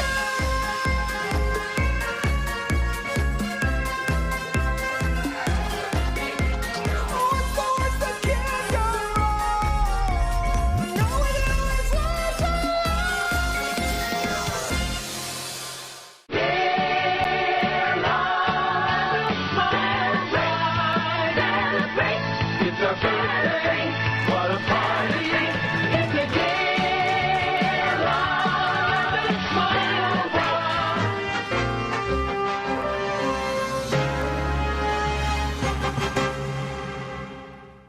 and then there were 4. This is what we've all been waiting for. This is why we live our lives, just to do this. Narrow this field down to 4 incredible attraction scenes at Walt Disney World. We have obviously had an amazing time doing this. Pete has done an amazing job co-hosting for me. I don't know how I don't know how he's going to make it home tonight. If anybody has a car that accepts skeletons, let us know. Probably. I've driven him home in worse condition than this, let me tell you.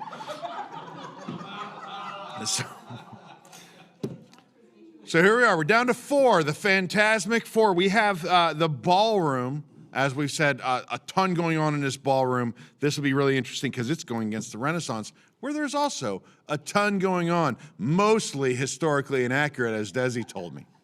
And I got 99 problems, but a witch ain't one. Wizard of Oz has breezed through this tournament. We'll see how that goes because the Wizard of Oz is going up against another 1 seed. That is the Flight into Imagination.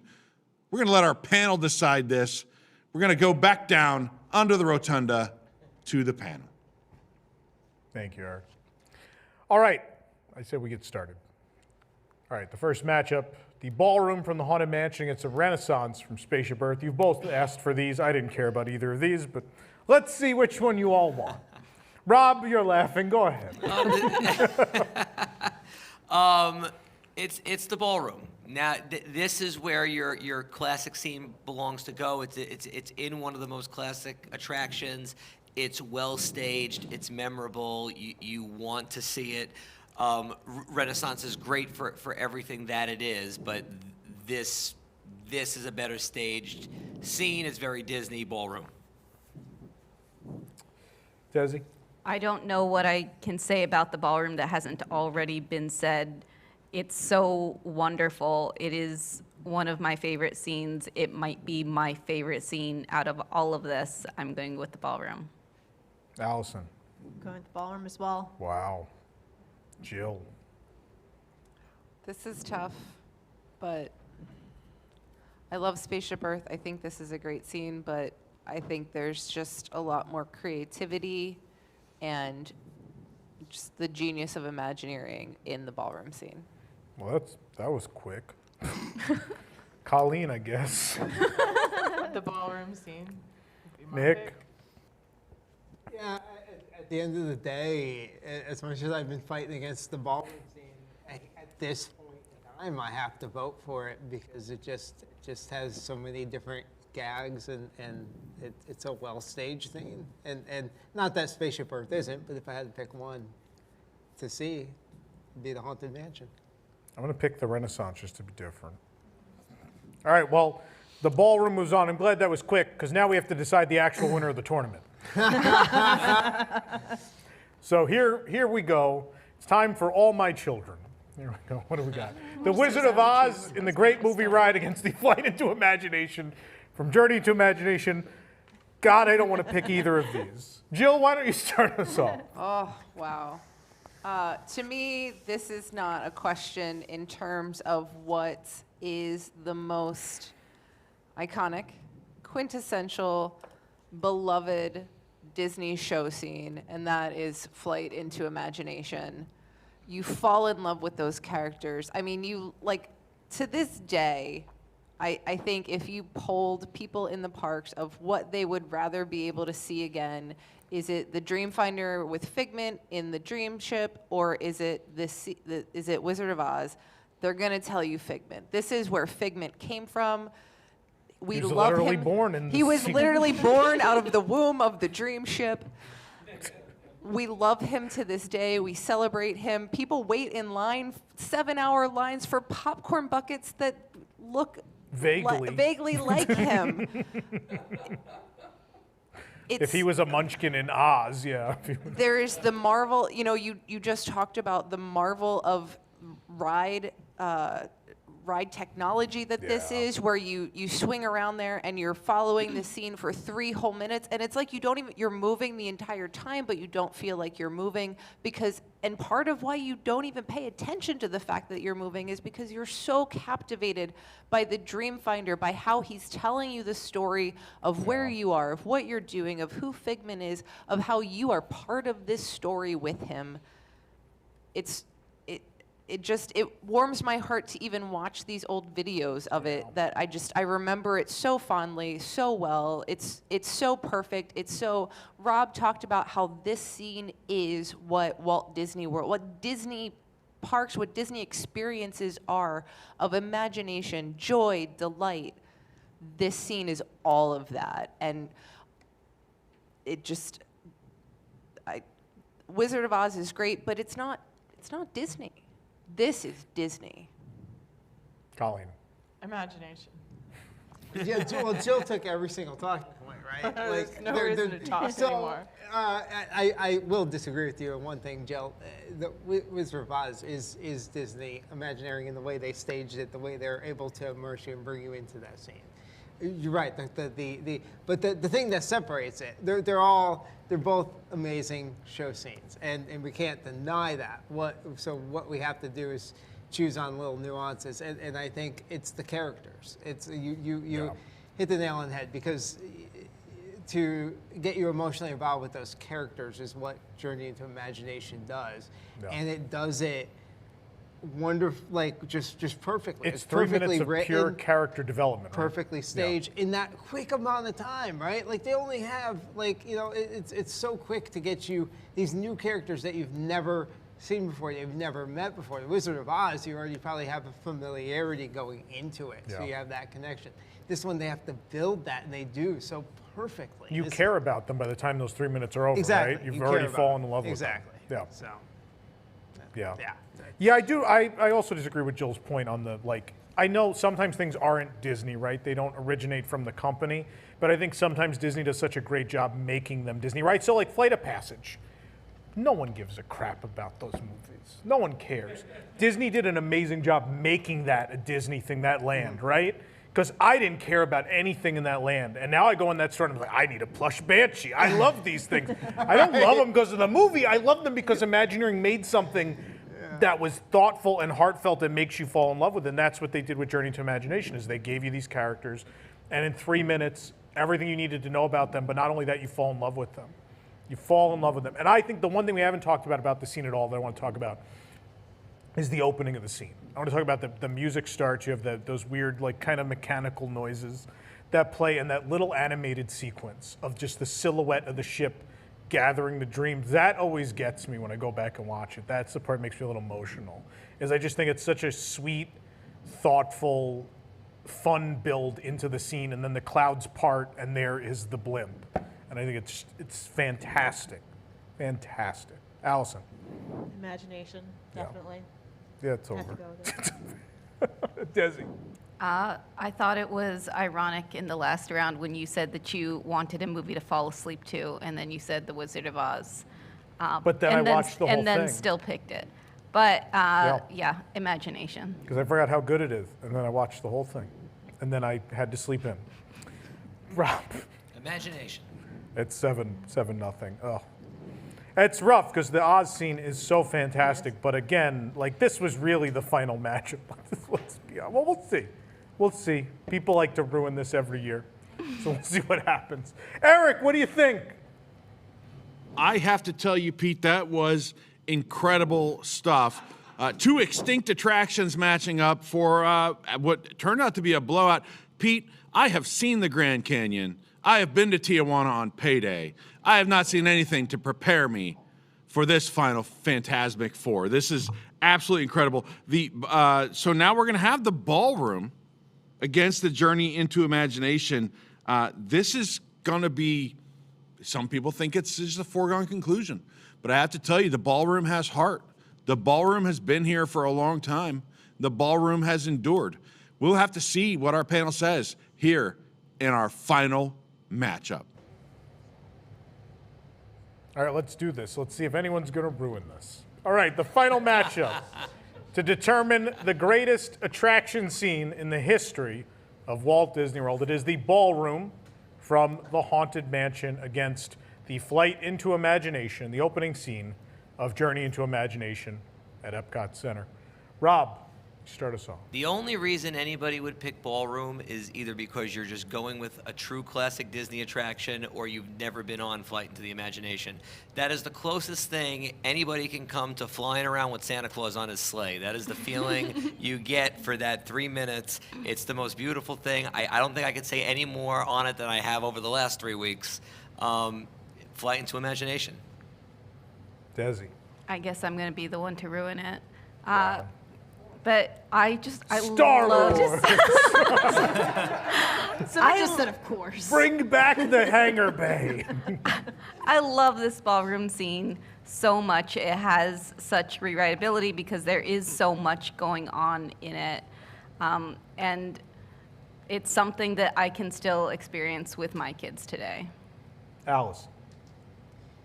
I think that when I was a child and I went into Imagination, when the Dreamfinder was talking to me, I felt that, like, as a child, that he made me think I am capable of doing so many things. Like, it is up to, like, my imagination was, like, beautiful and important and can do anything. And as, like, a small kid, like, that gets to you, that stays with you, and that that's very, very impactful. And there's definitely things other attractions that do similar things, but not to the extent that Imagination does in that particular scene. So I'm voting Imagination. It's the winner. Imagination is something that belongs to all of us. Jill? Yeah, Eric said the ballroom scene has a lot of heart, but I disagree. They are dead. You can argue that they have soul, but they don't have heart. What has heart is The Bride in the Attic. What? The Bride in the Oh, Attic. well, what has heart, you're messing with my analogies.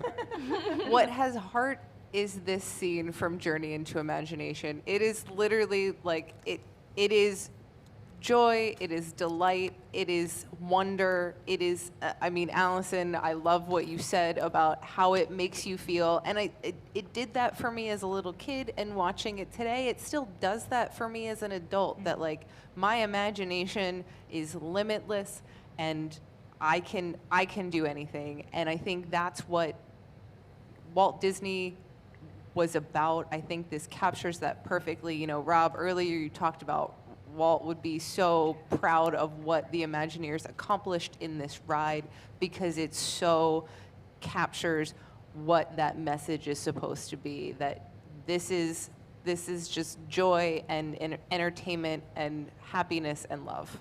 Colleen. The ballroom makes me believe that it might be okay to be dead someday. I think this is where in many ways, I don't remember Flight into Imagination, the original. I loved Figment as a kid, and I remember that, but I don't have memories of the original. And I love the ballroom scene, and I think that it's a great scene, and it still exists and is great to this day. And it does. I would like, if the Haunted Mansion had been in Epcot, it'd be bulldozed by now. That's probably true. Pick a park where it's easy to survive. It would be getting a cocoa overlay as we speak. Oh, no. But I'm going to pick the ballroom. Nick, are you the deciding vote? I don't know. Should I vote Ballroom? Just put it in your hands? No. No. So I want to tell. I came up with an analogy here. Bear with me. Oh, no. I feel like the Ballroom is like Tom Brady. Been there forever. Overrated? Been there forever. Racked up the stats. Racked up the accolades. Created memories for generations of people. But Flight into Imagination, and this is probably a dated reference, is like a Sandy Koufax. He was at the height of his game for just a short amount of time. Because that ride, relatively speaking, that ride was only there for a short amount of time. And there's a whole generation that has not seen what we're talking about today. But it was that great for that short amount of time. It made such an impact. and that generations will be talking about it. We'll still be arguing about this, you know, at Disney World's 100th anniversary probably. So, yeah, and so it was just like, it almost adds to its legend that it was just this thing for a short amount of time and gone way too soon. Yeah. And so, yeah, I mean, play into imagination, you know, is what I'm picking. But yeah. I think your mic broke again. Did people hear his analogy? I don't even know. Kind of, yeah, you're good. They cut me off after I said Tom Brady. We unplugged Your him. mic shorted out. We unplugged him at this point. Well, I mean, imagination is one. The last thing I want to say is I think Nick makes an important point when he said, again, it wasn't there. It was there, I mean, 15 years. But in the grand scheme of attractions, it's not one of the longest running. But I think it says a lot when a lot of people, their only exposure to this is a video on the internet. And enough people have seen a video on the internet and go, wow, that was really cool. I wish I had seen that. To the point at which it's the reason they go and buy Figment merchandise. It's the reason they love the character. The reason they love the character is not either version of the ride that's come since, because they're both trash. But the reason people love the characters because it is Epcot. It was a culmination of all the, I know we say Horizons was a culmination of all the ideas in Epcot, but truly imagination was. It was the imagination is what powers all of these things. You can, you know, the arts and science and just every aspect of life begins with one little spark. It begins with that idea, that creativity in a person. And so I think that's why Figment's the proper mascot for the park. And this scene, maybe even more so than the rest of the ride and anything else, is the reason why people love this character. People do wait 7 hours for a misshapen popcorn bucket of him, you know? So, yeah. I mean, I probably wouldn't even be here today if it wasn't for this scene. So, with that being said, the winner of finally something that deserves it, the winner of the 2022 March Madness tournament, the greatest ride scene, attraction scene in the history of Disney World, the flight into imagination from Journey into Imagination. There you go, we did it. We didn't screw it up. Do we have super chats? So I have to squint and read some super chats before we go off the air? I think so. I would like to say most of the chat wanted the ballroom. Most of the chat wanted the ballroom? Yeah, it looks like it. Oh, that's So- unfortunate. Go ahead, Nick. Oh, I'm wondering for future tournaments if we need to retire Journey into Imaginations, like just put it up into the rafters so it's not eligible. We're running out of room. Because Figment won character, right? Like it won the best attraction. It won. It's going to keep winning. It didn't win best attraction. Oh, it didn't. It actually got beat, didn't it? Flight of Passage Yeah. won best attraction. Yeah, not March Madness, but like when we did the 50 years. Right. Yeah. Decades. Yeah. What did it win best attraction when we did March Madness? I thought think it did in the You might March be right. Madness. Yeah, So I it feel- won best attraction. I But feel then it lost in the top 7. We retire its number. We loft it up into the rafters, and Well, we some never do other- the same tournament twice, so, you know. You can't win more than once. All right. Thank you, BC Fan, for your very generous super chat. These guys keep thanking each other for super chats with super chats. This is the weirdest inside joke I've ever experienced.